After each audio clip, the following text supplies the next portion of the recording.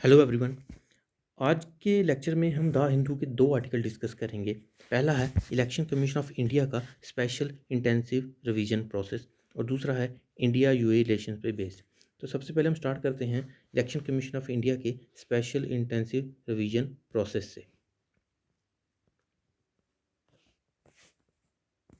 Background क्या है? Election commission of India ने special intensive revision process start किया अक्रॉस 12 स्टेट्स, जिसका ऑब्जेक्टिव था डुप्लीकेट वोटर्स को हटाना, बोगस और इन एलिजिबल एंट्रीज को रिमूव करना और इलेक्टोरल रोल्स को एक्यूरेट और update banana.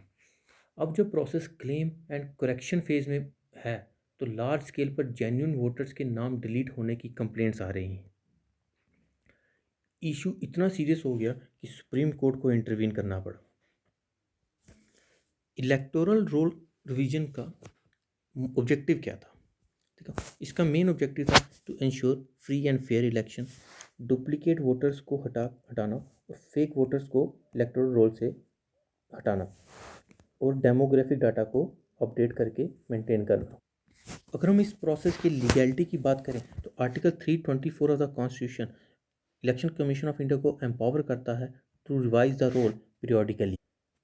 Representation of people act 1950 जो एक पार्लियामेंट्री मेड लॉ है, it gives detailed framework for preparation of electoral rolls and registration and deletion of voters. की problem क्या है स्पेशल इंटेंसिव रिवीजन प्रोसेस में? सबसे पहले आ रही है mass deletion of genuine voters. Genuine voters के काफ़ी सारे नाम डिलीट होने की खबर आ रही है, even though those have voted in 2024 general election. Faulty data sources और टेक्नोलॉजी यूज़ हो रही हैं। 2002 के इलेक्टोरल रोल्स को यूज़ किया जा रहा है fapping for mapping which is containing outdated address and demographic inaccuracy. Ad hoc software में काफ़ी सारे ग्लिचेस हैं जो वोटर्स को गलत तरीके से डुप्लीकेट, डेड या शिफ्टेड मार्क कर रहा है। बिहार जैसी स्टेट में देखा गया कि वुमेन वोटर्स का डिलीशन मैन से ज़्यादा था, which raises concern and indicates कि वुमेन के पास डॉक्यूमेंटेशन कम होते हैं, structural bias in verification process, and it is also suggesting violation of equality, inclusiveness and spirit of universal adult franchise. Another problem is deduplication leading to total deletion.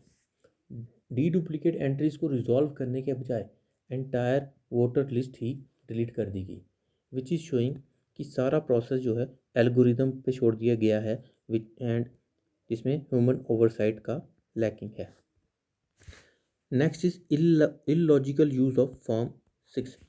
Deleted voters को बोला जा रहा है कि वो फॉर्म 6 भरकर fresh voter बनो।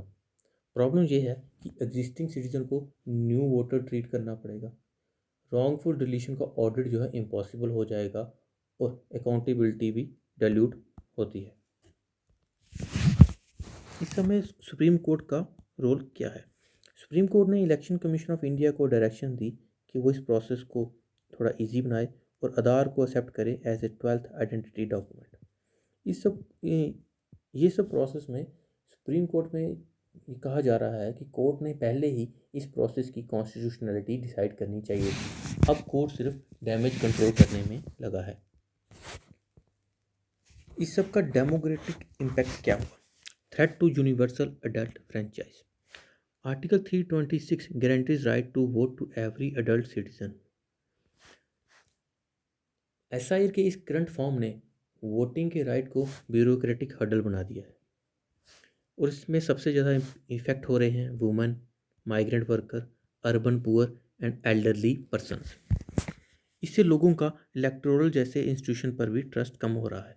उनमें ये परसेप्शन आता है कि गवर्नमेंट नॉन ट्रांसपेरेंट प्रोसेस को एक आर्बिट्रेरी एक्शन लेके करती है और इससे वोटर की डिसएनफ्रेंचाइजमेंट होती है और इलेक्टोरल प्रोसेस में पार्टिसिपेशन भी रिड्यूस होता है। और अब हमारे सामने की कॉन्स्टिट्यूशनल और एथिकल क्वेश्चन आते हैं। Can electoral integrity be pursued at the cost of disenfranchisement? ठीक है, disenfranchisement. Does administrative efficiency override fundamental democratic rights? or algorithm driven governance process compatible with constitutional morality without oversight. Recommendation ये है कि mandatory pre deletion notice देने चाहिए, clear distinction होनी चाहिए correction, deduplication और डिलीशन में, ऑटोमेटिक रिस्टोरेशन होना चाहिए, automatic restoration of recent voters unless proven ineligible, एक ट्रांसपेरेंट एल्गोरिदम बनाना होगा, ह्यूमन वेरिफिकेशन होनी चाहिए बिफोर मास डिलीशन और वनरेबल ग्रुप्स के लिए रिलैक्स डॉक्यूमेंटेशन होने चाहिए। कंक्लूजन यही है, the issue is no longer merely cleaning electoral rolls. The SIA process, as currently implemented, risks becoming an augmented mess where an attempt to purify the systems ends up corroding its democratic foundation. Electoral integrity and universal franchise are complementary, not competing goals. Any reforms that sacrifice genuine voters at the altar of administrative zeal undermines the very legitimacy of India's democracy. Electoral reforms को clean करना ज़रूरी है, लेकिन अगर उस process में genuine voters ही delete हो जाएं तो ये रिफॉर्म्स नहीं बल्कि डेमोक्रेटिक फेलियर है।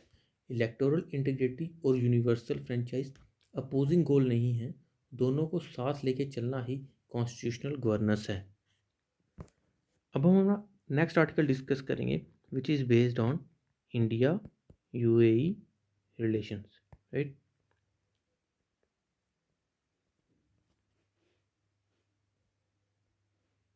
सबसे पहले इंडिया यूएई रिलेशंस के बैकग्राउंड को समझते हैं। इंडिया यूएई रिलेशन पिछले कुछ सालों में काफ़ी इम्प्रूव हुए हैं।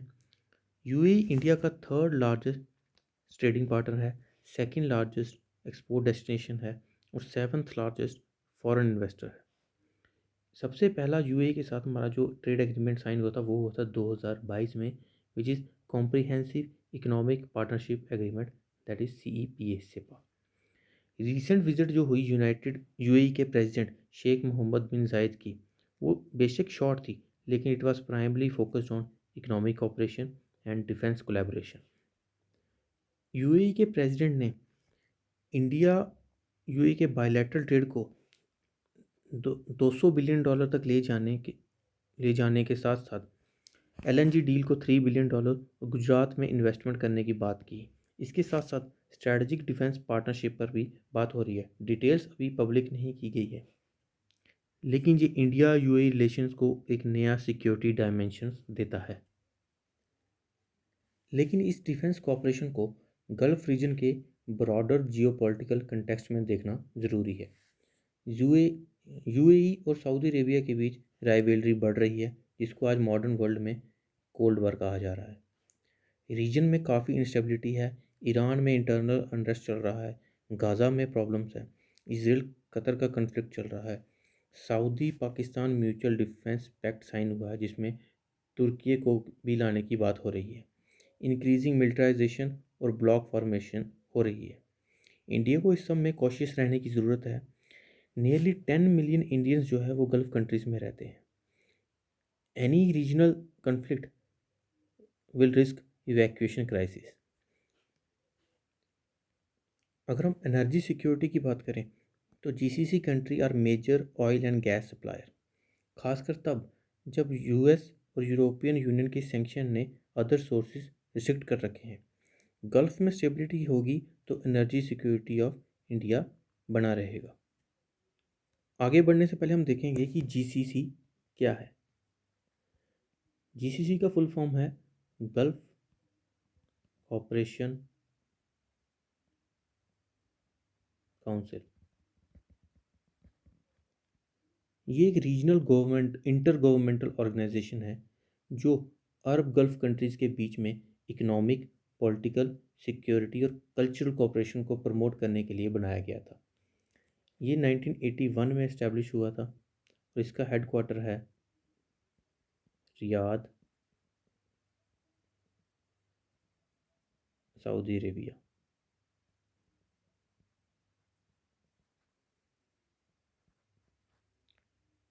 इसमें टोटल 6 मेंबर्स हैं,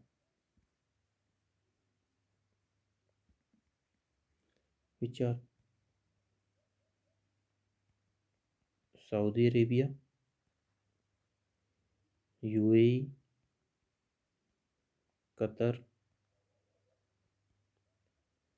Kuwait, Oman and Bahrain. Right.